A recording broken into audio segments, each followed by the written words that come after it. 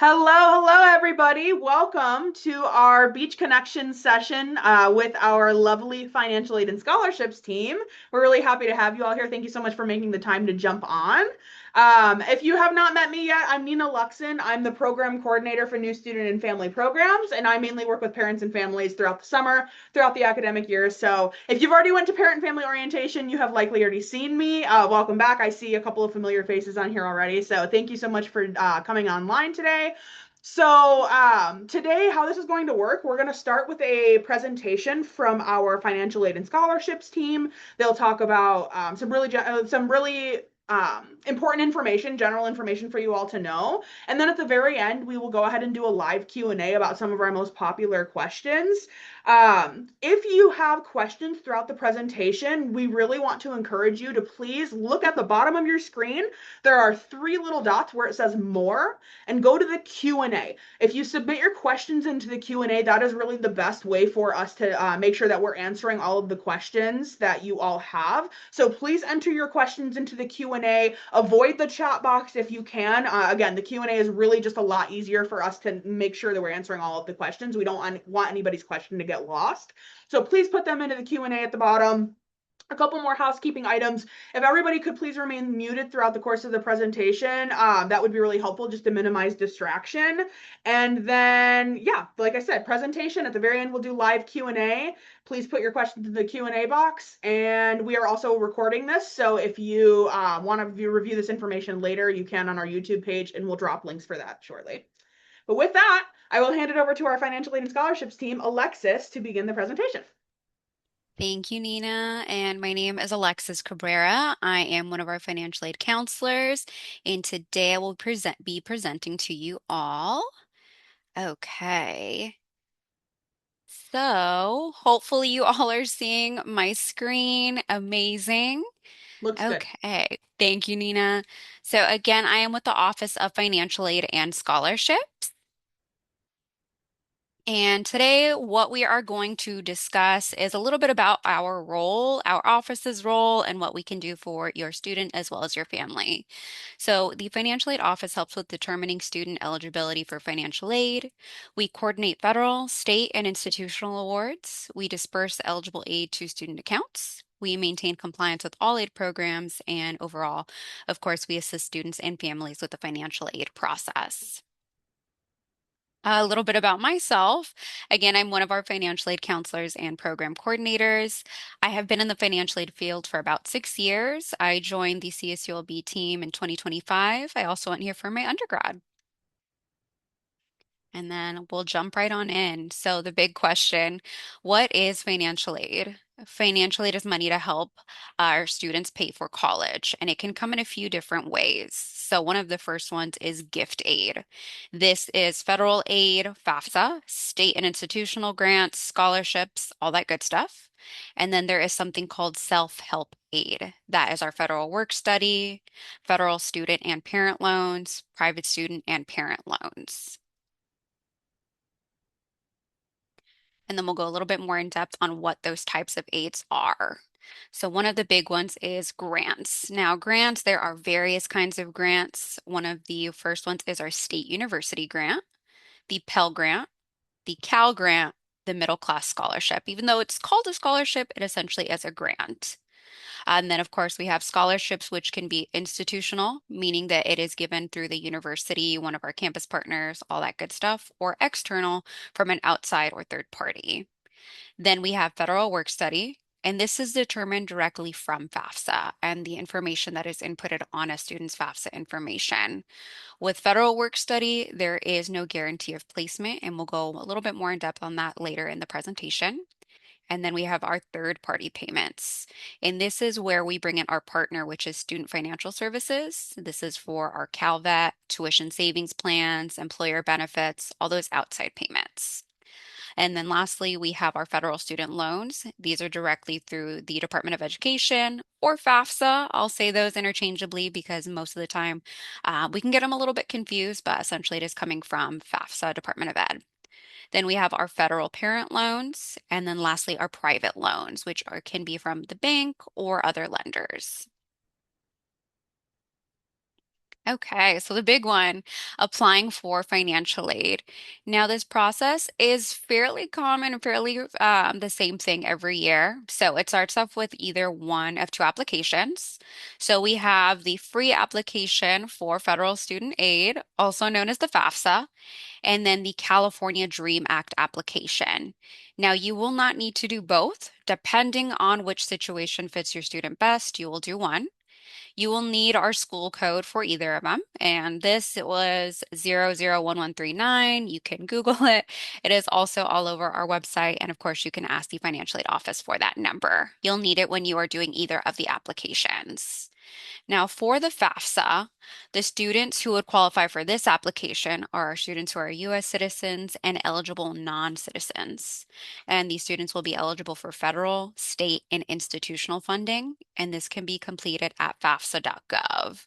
That one might be an old one. It's actually studentaid.gov, but most of you will most likely be familiar with that one. And then for our students who are doing the California Dream Act application, also known as the CADA, that is for our students who identify as undocumented, AB 540 eligible, DACA, or other qualifying visa status students. These students are eligible for state and institutional funding only, and they will complete their application at dream.csac.ca.gov.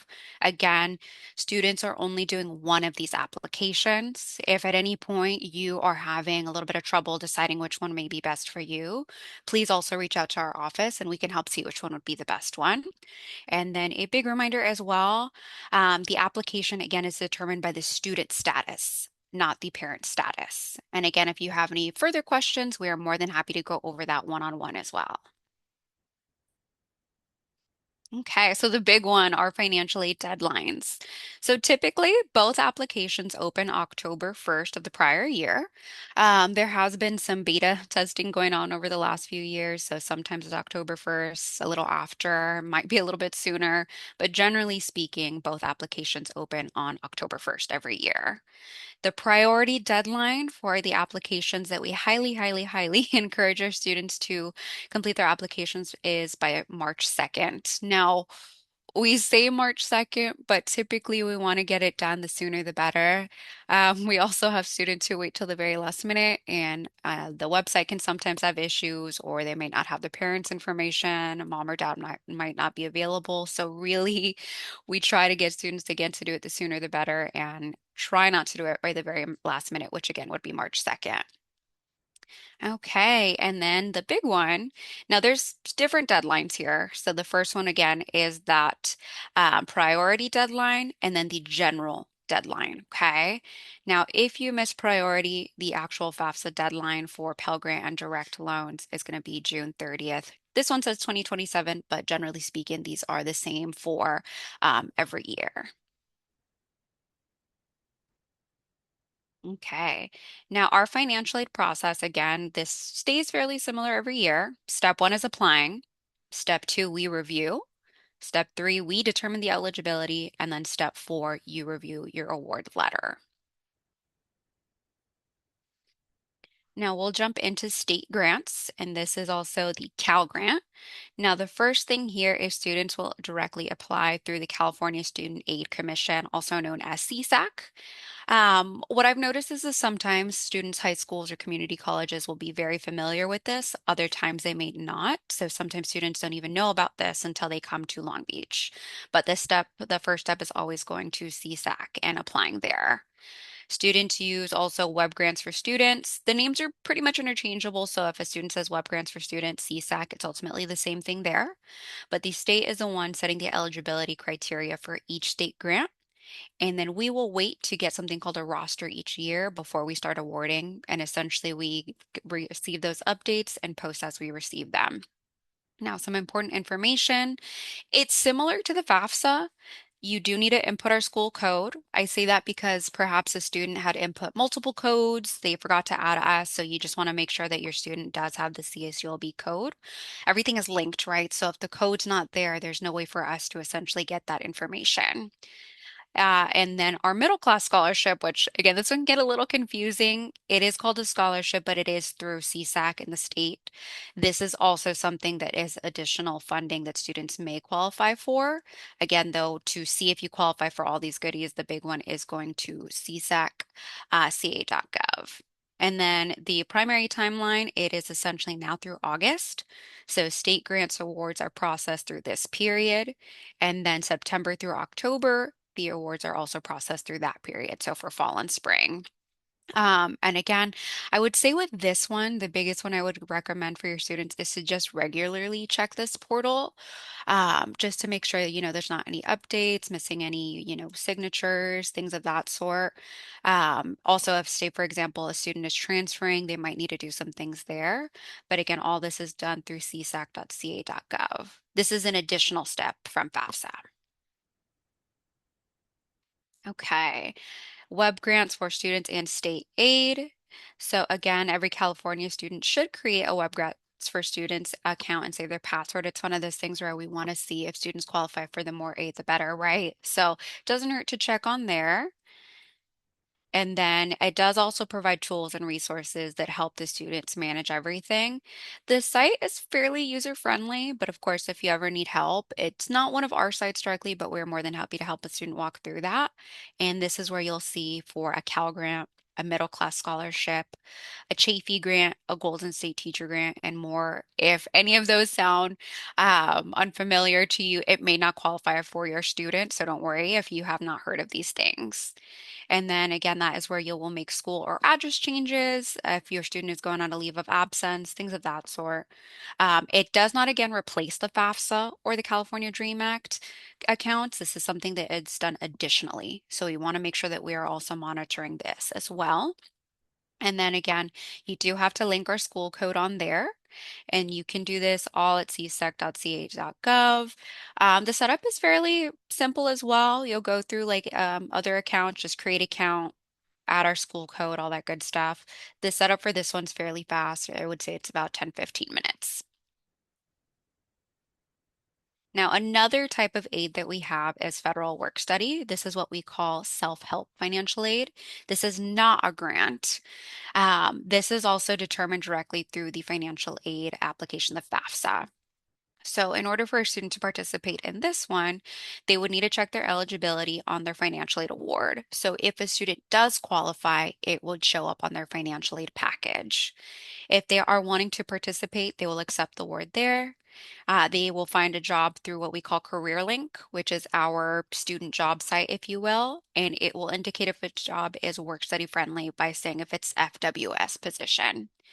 You earn your award, and then depending on, how many hours the student's working, all that good stuff, they will be paid biweekly or monthly, just depending. With this as well, there are more non-federal work study jobs than federal work study. What I mean by that is there are various campus jobs, but there are more so just general ones that all students can apply to versus students who are specifically work study students. There is also no guaranteed placement. I say that because sometimes students will see that they were awarded work study on their offer, be very excited, and then they don't go out and actually try to find the job, find the position.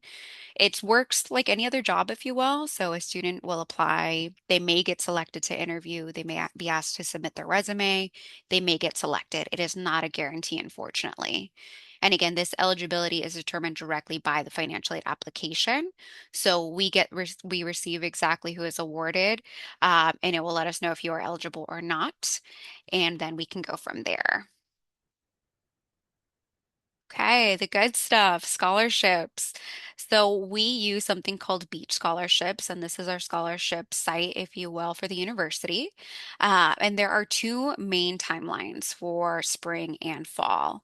Now, for the fall semester, that application will open August to October, and then if a student is selected, they will have their award dispersed in spring. And then in spring, that application window is January through March, and then opposite, it will release in the fall semester. And their link is right here, but it is also on your student's account. So they should at this point already have access to it. Again, it is called Beach Scholarships.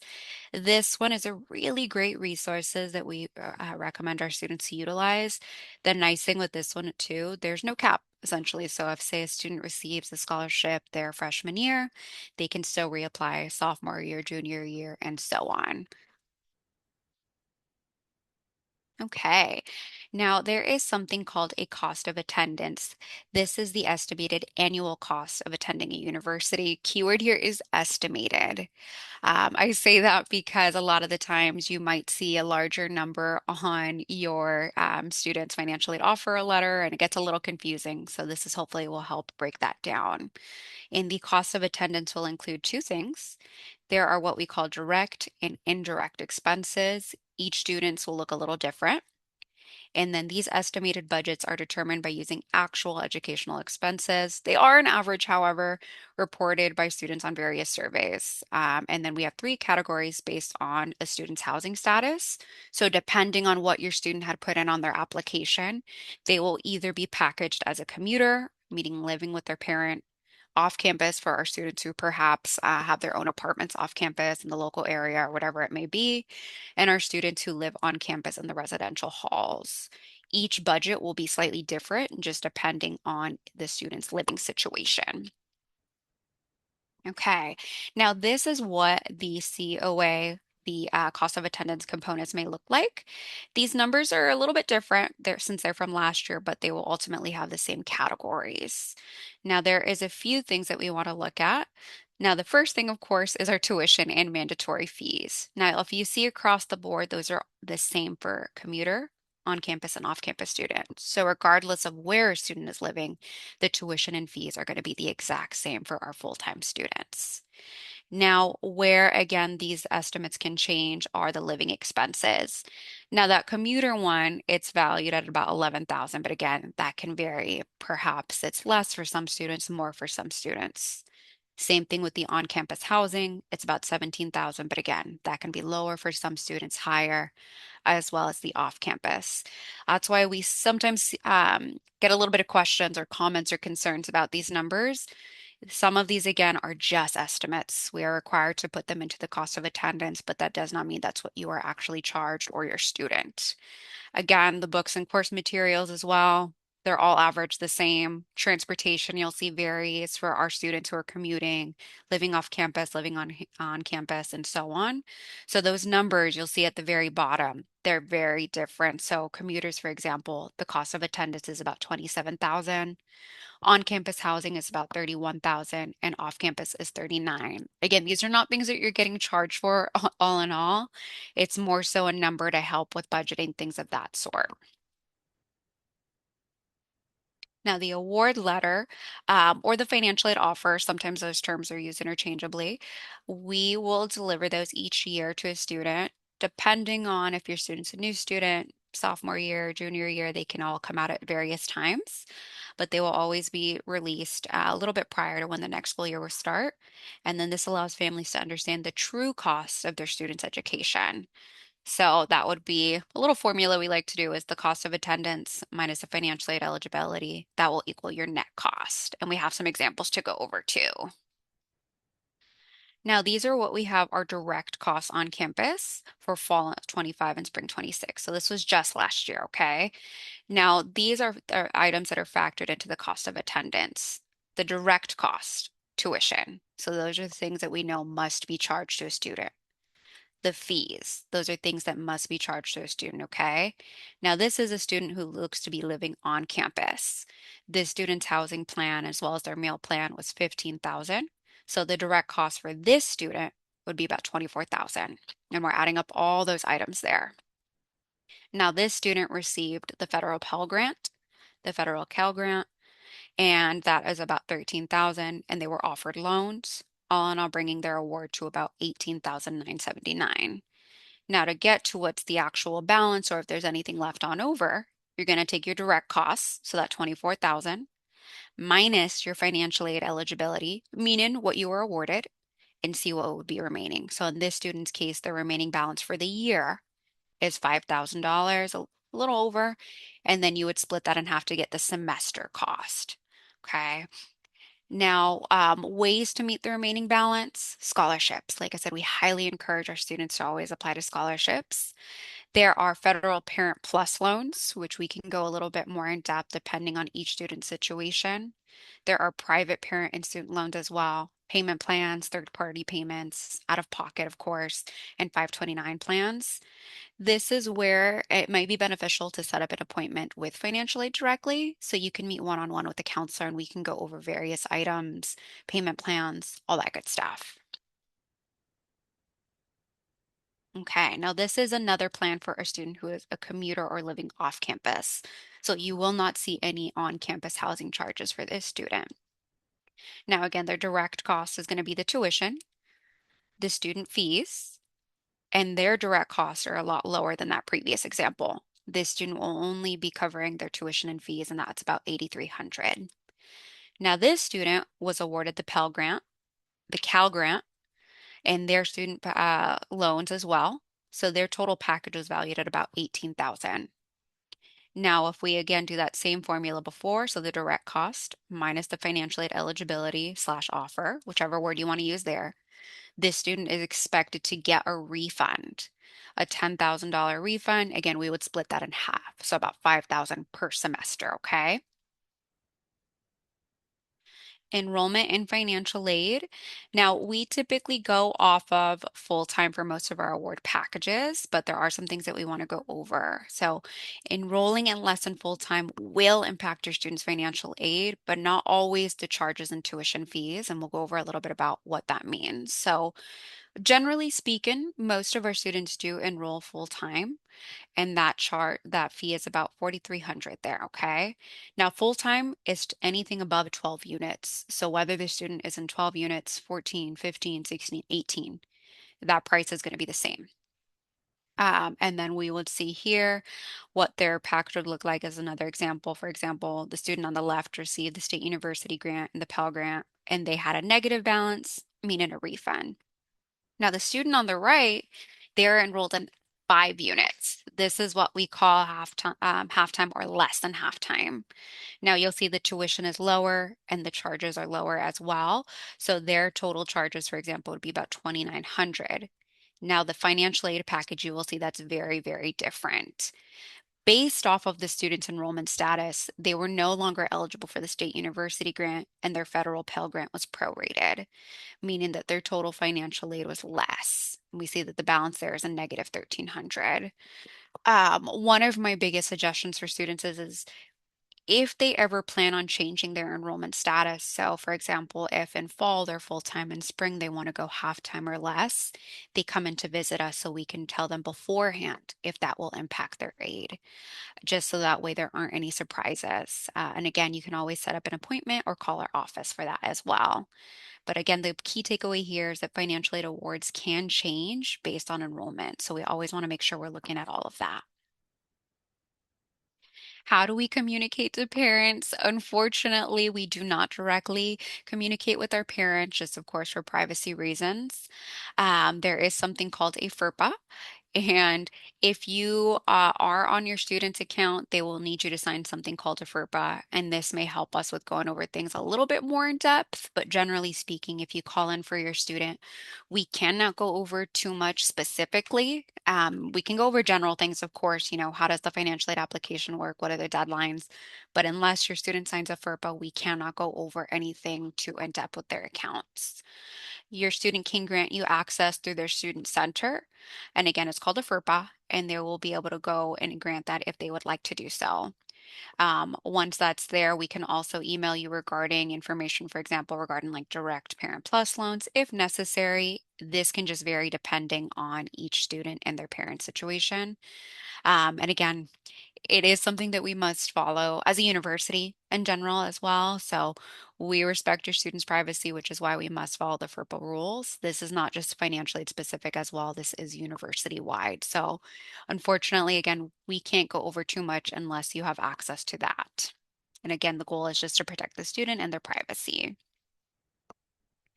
Now, how do we communicate to the students?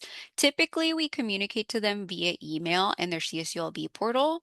Those are our biggest ones there. In certain instances, we may contact the student via phone call, but generally speaking, we try to stick to email and their portal. If we are asking for documentation for anything, this is why we also do use the portal, just so it's a little bit more secure. And this is where we always encourage students to just remain alert for communications from our office as well as other offices, just to make sure they don't miss anything. Parents, if you are using what we call a parent loan, we will email you directly if necessary. So sometimes we may not even need to do that, but in case you are looking into that parent loan. Again, if that sounds unfamiliar, you may not need it or have looked into it. Okay, and what we want every parent and student to know, the biggest things here, make sure we are, of course, submitting our FAFSA or our CADA application. Stay alert from communication from our office. We always want to make sure that students are submitting everything. The sooner the better and not missing anything. Submit any requested documentation, of course. Be mindful of enrollment and eligibility for financial aid. Again, if we're making any enrollment changes, please do have your student come and pay us a visit. Contact our office if you have any questions, of course, about your financial aid. And applying for financial aid is an annual process. We just want to make sure that we are doing that every year the student is enrolled. And then, of course, contacting our office. You can contact us via phone call, online. We do have an LB chat bot, which can help out there. You can submit a help ticket. We are able to meet in person as well at Brotman Hall. You may have seen that building already as well. So we have two different things. We have the intake windows on our first floor. These are more general questions if your student maybe just has a quick one. And then if they want to go over something a little bit more in depth, they can schedule an appointment on the second floor, right across that nice big fountain. And of course, they're encouraged to meet with us, whatever works best for them. This is also a little QR code if you wanted to take a moment to connect to our financial aid website and resources.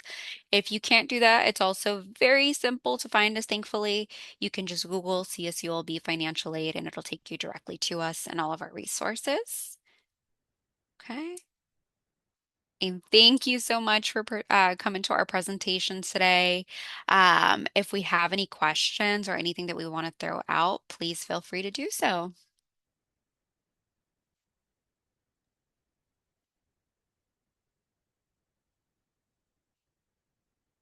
These parents are well informed because I only had three questions the whole time. So if I anyone love has that. one, yeah. We love to hear that. We also know that things might come up later too. So you're always welcome to reach out to us after as well.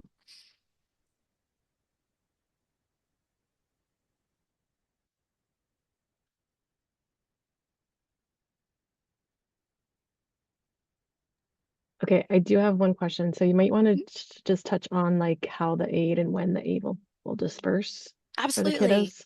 Yeah, so thank you, Lisa, for bringing that one Mhm. up too. So, generally speaking, aid releases about 10 days prior to when a semester will start. So, 10 days before fall, 10 days before spring.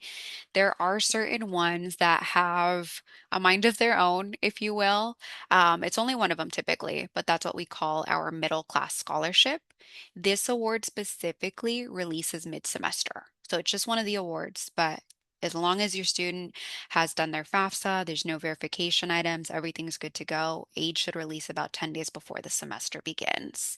Um, and then, of course, we do also want to just make sure that you're looking. If, for example, your aid is not enough to fully cover the student's tuition, we want to see if we need to set up any payment plans or alternative forms of funding for any remaining balances. And then I'm seeing some of these questions as well. Okay. Awesome. I see one great question. Do students have to see about coordinating their grants and awards? No. So thankfully, what our system does is if your student is awarded a Pell Grant, Kell Grant scholarship, we automatically will accept those on your student's behalf, and those will automatically disperse on their own. The one award or that we do not accept on any student's behalf are their loans. So they might be offered loans, but we will not accept those on a student's behalf. It's up to them to do so. But if, for example, they have enough with grant funding to automatically cover their tuition and fees, It's automatically accepted. It'll automatically cover the tuition and fees, and you're good to go. No funds will ever directly go to the student first. So, for example, they do the FAFSA application, Cal Grant, all that good stuff. It comes to us. We will cover the tuition fees, housing, if your student is in housing first. And then if there's anything left on over, that will go to the student. Or if there's any remaining balances, then of course it's up to the student and their family to see how to cover those remaining balances. Okay. Let's see here. How can my student enroll for a payment plan? That is done with our partners, Student Financial Services. I believe you can set that up online through the student portal, or you can give them a call. That unfortunately is in our department directly. I believe that they set those up in 4 equal payments per semester, so for fall, for spring. And Lisa, you can correct me if I'm wrong on that. But I believe it is 4 for fall and 4 for spring. I want to say more three, but definitely Okay. I would have them reach out to the cashiers. Yeah. Okay. Yeah. So with payments or anything of that sort, that's not us specifically. Again, that's with Student Financial Services. That's one of our partners. So definitely want to check out with them and the dates on that as well. Financial aid, unfortunately, doesn't have that information. I see a question saying, do we need to submit tax information for the state grants? Great question. So some students are flagged for something called random verification. Basically, what it is what it sounds like. When you submit your FAFSA application, there are instances where perhaps we need to collect more information and perhaps there's not. I say that because maybe you had other students in your household who needed to do these verification items, and then maybe you didn't with this current student that you're working with. It can vary. We'll always let the student know ahead of time, of course, or as soon as we get that information. But it ultimately really just depends on each student situation there. Okay. And just reading the questions here, folks. I see one about scholarships. I believe that one would be tied to beach scholarships. So, meaning if there's one on the first day of school, beach scholarships does open up near the beginning of each semester. I don't know if it's exactly the first day of school when that opens up, but it's not necessarily an automatic process. So, with beach scholarships, when a student logs in, they might need to answer, some questions. Tell us about yourself. What's your major? What you're interested in? But it can, again, just vary from scholarship to scholarship. It starts on the actual first day of class, so August Perfect. 24th. Hmm. Perfect. Thank you, Lisa. So yes, you can apply, but again, it's not just a one and done. Typically, it's some questions, but not too lengthy of a process, just varies.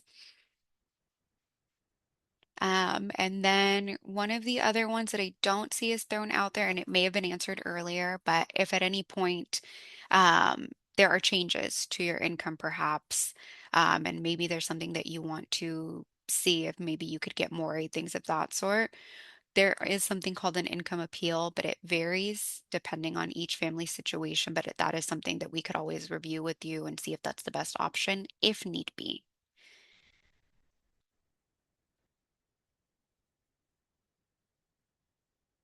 Awesome. So I don't see any other questions in our Q&A and nothing in the chat as well.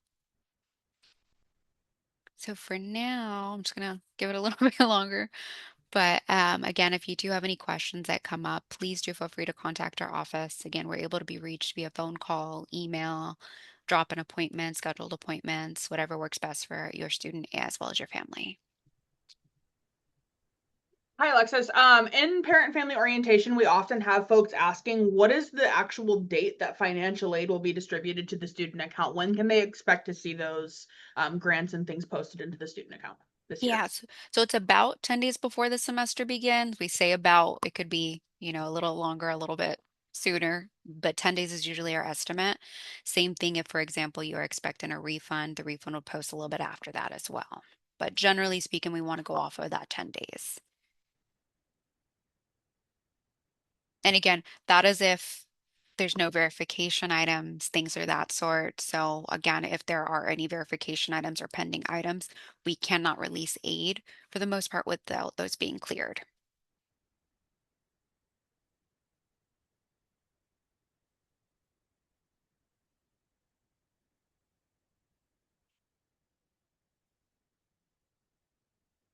I was muted. What other questions do folks have? Don't be shy. This is the time to ask. We've got some awesome representatives here to answer these questions, so feel free to put it in the chat, Q&A. If you even need to unmute, that's fine. We just want to answer all of your questions.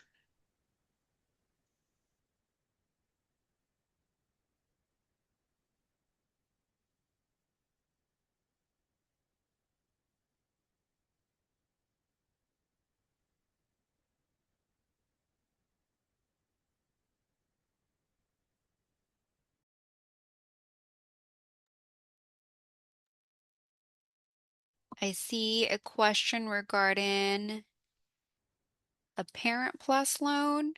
If that is something that you and your family decide to do, you can apply through that through studentaid.gov. So the FAFSA website, essentially. And then that will get fed to our portal, and then we go from there. I would say just make sure that is something that works for you. That is not something that's required by any means, but some families do need to go down that route. Again, just varies from family to family.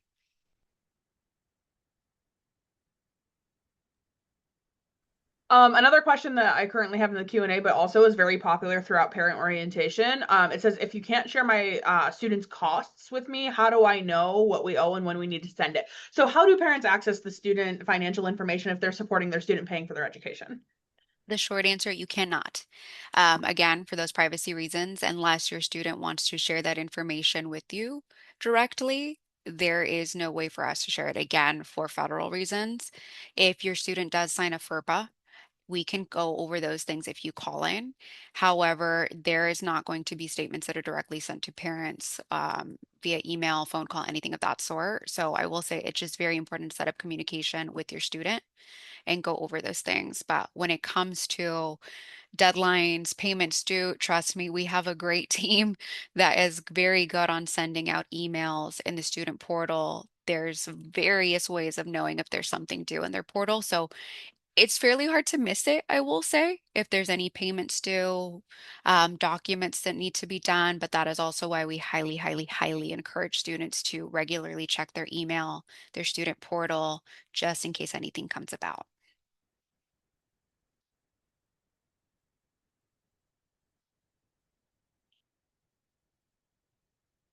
I see someone added something into the chat saying that authorized payers can see the fees due.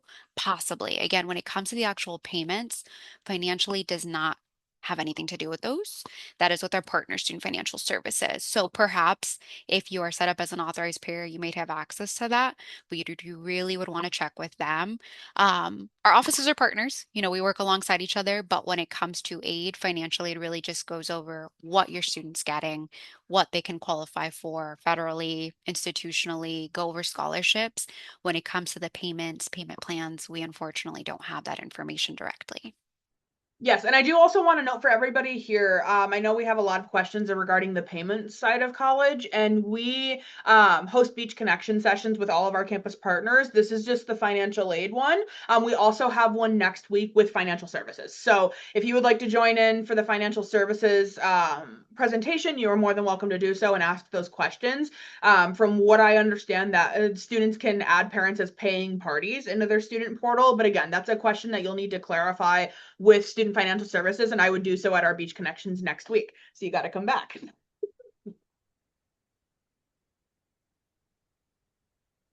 Any other questions?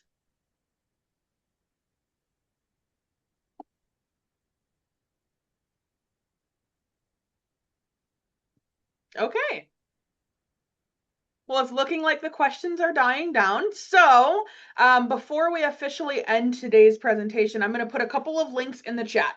The first one is for parent and family orientation. If you have not had the opportunity to join in for parent and family orientation, I cannot stress enough how important it is for you to join as a parent. It gives you all of the information that you will need to help your student complete their first year here at the beach and beyond. So it's really awesome. Definitely join for parent orientation.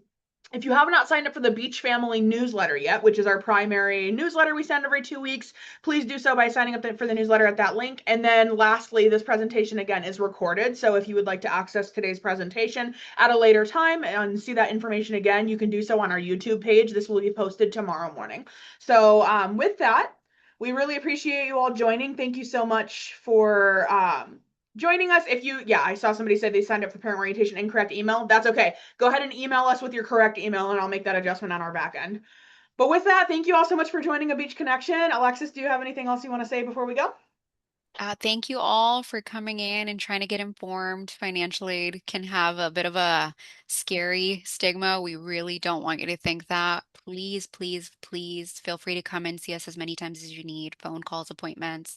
Also, if your student has questions, like I said, we really want to help out as much as we can. Awesome. Well, thank you, everybody. Thank you for joining. It was great seeing you all and hope to see you soon.